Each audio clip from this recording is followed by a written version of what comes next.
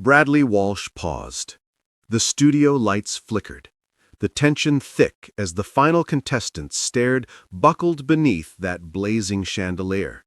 For one heartbeat, time seemed to hold its breath, until Bradley forced his voice, clear but quavering, to crack through the hush.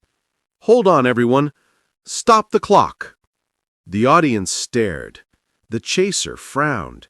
The contestants looked to Bradley, confusion and worry dancing in their eyes. This was not part of the plan. A hush fell over the chase. In front of millions at home, Bradley Walsh, the ever-cheerful host, the calm anchor in a sea of trivia, admitted something that sent a ripple of shock through the studio. "Ladies and gentlemen," he said softly, his voice heavy in a way fans had never heard before, I'm not quite right." His hands trembled slightly, and for a moment, the quiz show legend looked vulnerable, very human. He told them he'd recently been diagnosed with severe blepharitis, a condition that inflamed his eyelids, blurred his vision, and made every moment under the spotlight painfully fragile. He shared how he manages it daily with medication, how surgery loomed on the horizon like a storm cloud he couldn't escape.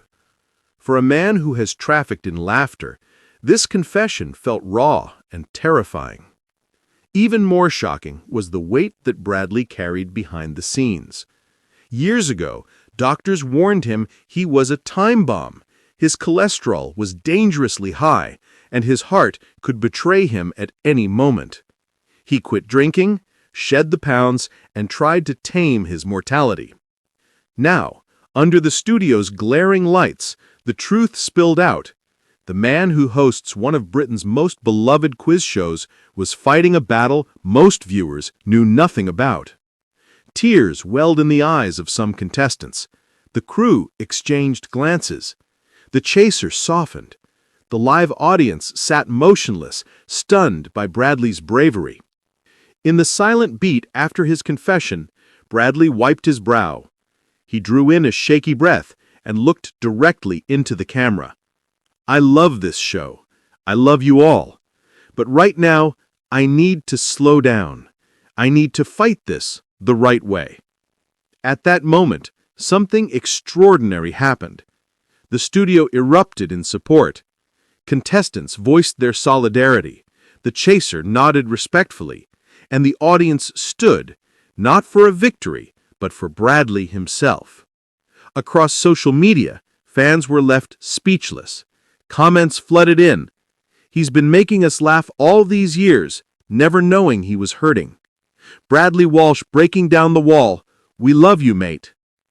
People who cheered for the players now cheered for the man behind the mic. Some worried this was the end of an era. Will he step away? They wondered. He'd been the unshakable voice we all trusted to guide us through logic puzzles and cash builders. If his health forced him to retire, for real, the chase would never feel the same. Yet others saw his confession as a rebirth of sorts, a reminder that the strongest people are the ones who admit when they're weak. For Bradley, this was not just about stopping the game. It was about starting a more honest conversation, about illness, fear, and what it means to keep going when the world expects you to always be winning. As the episode resumed, slower, quieter, more fragile, Bradley steadied himself. He asked the next question in that gentle voice. The studio lights steady now. The moment passed, but the impact lingering. In that tragic pause, Bradley Walsh showed something more powerful than any quiz victory: real courage. And fans were left speechless, not just because the show had halted, but because their hero had opened his heart.